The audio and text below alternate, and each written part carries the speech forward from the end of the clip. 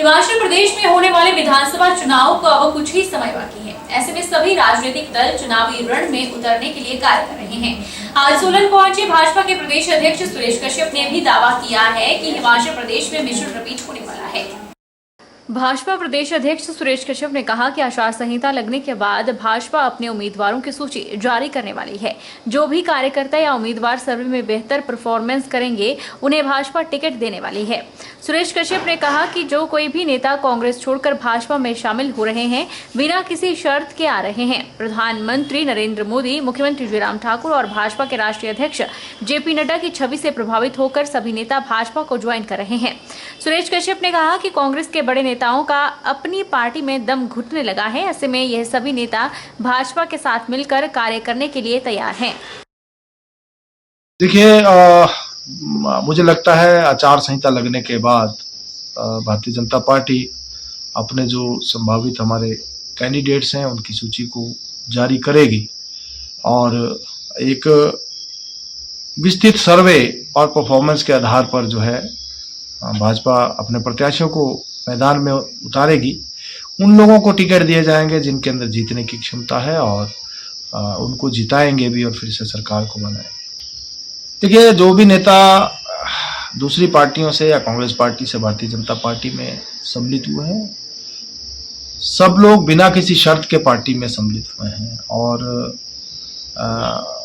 सभी लोगों ने इस बात को अनेक मंचों के ऊपर बताया है, कहा है कि हम पार्टी का काम करने के लिए पार्टी में आए हैं। माननीय मोदी जी की नीतियों से, माननीय राष्ट्रीय अध्यक्ष जी के नेतृत्व से खुश होकर उन्होंने भारतीय जनता पार्टी का दामन थामा है। तो मैं समझता हूँ आने वाले समय में जो हमारा शीर्ष नेतृत्व जो भी निर्णय लेगा पूरी पार्टी उसके साथ खड़ी होगी। जो लोग बाहर से भी आए हैं, दूसरी पार्टियों से भी आए हैं, वो भारतीय जनता पार्टी के साथ मिलकर जो भी कार्य उनको दिया जाएगा उसको करेंगे।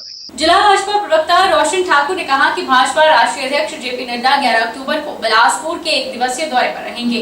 वे 11 अक्टूबर को बिलासपुर क्षेत्रीय अस्पताल में मदर चाइल्ड सेंटर का उद्घाटन और पार्किंग का शिलान्यास करेंगे। इसके साथ ही राजकीय कन्या वरिष्ठ माध्यमिक पाठशाला के साथ करोड़ों की लागत से तैयार ऑडिटोरियम का उद्घाटन और जनसभा को भी संबोधित करेंगे। कल आदरणीय जगत नड्डा जी बिलासपुर के लिए बहुत बड़ी सौगातें देने वाले हैं। सबसे पहले औहर में टूरिज्म का एक बहुत बड़ा कॉम्प्लेक्स 25-30 करोड़ रुपए का बनने जा रहा है, उसका शिलान्यास करेंगे। उसके बाद मातृ शिशु अस्पताल की जो बिल्डिंग है उसका लोकार्पण कर वो लगभग 14-15 करोड़ रुपए की लागत से बनकर तैयार है। उसके बाद हॉस्पिटल में जो पार्किंग की समस्या है, करोड़ों रुपए की लागत से बनने वाली पार्किंग का शिलान्यास करेंगे और 34-35 करोड़ की लागत से जो ऑडिटोरियम संस्कृति विभाग ने बनाया है उसका उद्घाटन कर एक जनसभा को संबोधित करेंगे। बिलासपुर के लिए ये बहुत ही बड़ी सौभाग्य की बात है कि एम्स और हाइड्रो इंजीनियर के बाद जगत प्रकाश नड्डा ने जो इस बिलासपुर के लिए जो कर रहे हैं वो काबिले तारीफ है। हिमाचल प्रदेश सरकार पर विपक्ष द्वारा प्रदेश में आधे अधूरे उद्घाटन के आरोप लगाए जा रहे हैं, जिसका जीता जागता उदाहरण है बल्द का एसडीएम कार्यालय। यहाँ प्रदेश सरकार ने आधे अधूरे बने इस भवन का उद्घाटन कर दिया। भवन में बिजली और इंटरनेट की सुविधा नहीं है। इतना ही नहीं, एक कमरे में पूरा स्टाफ बैठ रहा है और सामान भी वहीं पड़ा है, साथ ही कामकाज भी ठप है। वैसे तो विपक्ष लगातार हिमाचल प्रदेश में सरकार पर आरोप लगाती जा रही है कि आधे अधूरे कार्य हो रहे हैं, आधे अधूरे कार्यों का ही उद्घाटन किया जा रहा है, आनन फानन में कुछ भी सरकार कर रही है। लेकिन ये आरोप आज साबित भी हो रहे हैं। हम इसलिए ये बात कह रहे हैं क्योंकि तस्वीरें जो आपको हम दिखाने वाले हैं ये अपने आप में बयां कर रही है कि हालात किस तरह के हैं। और साथ में आपको हम बता देते हैं कि आरोप हम नहीं लगा रहे बल्कि बदहाली की ये तस्वीरें खुद बयां कर रही है। बल विधायक इंदर सिंह गांधी के गृह क्षेत्र के बल एसडीएम कार्यालय की ये तस्वीरें आप इस वक्त अपनी टीवी स्क्रीन पर देख रहे हैं। आनन फानन में इस आधे अधूरे भवन का उद्घाटन करवा दिया गया और ये उद्घाटन 8 तारीख को करवाया गया, लेकिन स्टाफ को अब समस्याओं से दो चार होना पड़ रहा है। 8 तारीख को बेशक इसका उद्घाटन हुआ, लेकिन कार्य अभी तक इसमें शुरू नहीं हुआ। इस भवन में स्टाफ तो बिठा दिया गया, लेकिन सुविधाएं ना के बराबर है। भवन में बिजली, इंटरनेट की सुविधा तक नहीं। यही नहीं, एक ही कमरे में स्टाफ को बिठाया जाता है। वहीं सामान, फाइलें भी पड़ी हुई हैं और कामकाज बिल्कुल ठप पड़े हुए हैं। लोगों के कार्य नहीं हो पा रहे। अब लोग परेशान हो रहे हैं और यही कह रहे हैं कि आखिर हम जाएं तो कहां। आम आदमी पार्टी के प्रदेश अध्यक्ष गुजरात गोपाल इटालिया की भाजपा के प्रदेश अध्यक्ष सुरेश कश्यप द्वारा प्रधानमंत्री पर की गई टिप्पणी की आलोचना की है। सुरेश कश्यप ने कहा कि अपमानजनक टिप्पणी आम आदमी नेताओं की संकीर्ण और घृणित मानसिकता को दर्शाती है। आप नेताओं ने न केवल प्रधानमंत्री को अपमानित किया है, बल्कि देश के लोगों को भी अपमानित किया है। देश के प्रधानमंत्री और दुनिया के सबसे लोकप्रिय नेता के प्रति इस प्रकार का भाव रखना और इस प्रकार के शब्दों का प्रयोग करना, नीच शब्द का प्रयोग करना बहुत ही निंदनीय है। आज माननीय मोदी जी दुनिया के सबसे लोकप्रिय नेता हैं। 135 करोड़ लोगों ने उनको प्रधानमंत्री बनाया है। गुजरात के आम आदमी पार्टी के जो प्रदेश अध्यक्ष हैं, उन्होंने न केवल गुजरातियों का अपमान किया है, अपितु पूरे देशवासियों का अपमान किया है, जब उन्होंने देश के प्रधानमंत्री के प्रति इस प्रकार के शब्दों का प्रयोग किया है। मैं कड़ी निंदा करता हूं और जिस प्रकार का बयान उनका है, जिस प्रकार का वक्तव्य उनका है, मैं उसकी घोर निंदा करता हूं। आंगनबाड़ी वर्कर्स एवं हेल्पर्स यूनियन ने प्रदेश सरकार को आंगनबाड़ी और ICDS विरोधी करार दिया है।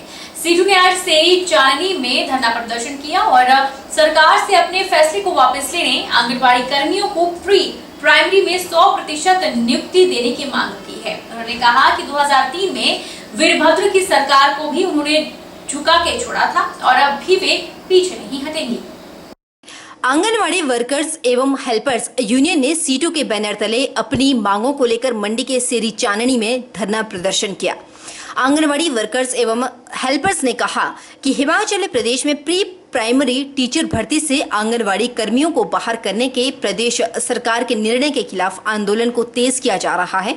आंगनवाड़ी वर्कर्स और हेल्पर्स यूनियन प्रधान अंजुला ने कहा कि प्री प्राइमरी कक्षाओं को पढ़ाने का जिम्मा केवल आंगनवाड़ी कर्मियों को दिया जाता है, क्योंकि ये प्रशिक्षित कर्मी है। लेकिन आज प्रदेश सरकार महिलाओं के हकों को खाने में लगी हुई है, उनके अधिकारों को दबाया जा रहा है। उन्होंने कहा कि आंगनवाड़ी वर्कर को नियमित किया जाए, मानदेय नहीं चलेगा। अगर मांग पूरी नहीं हुई तो हड़ताल का रास्ता अपनाएंगी, साथ ही सुप्रीम कोर्ट का दरवाजा भी खटखटाएंगी।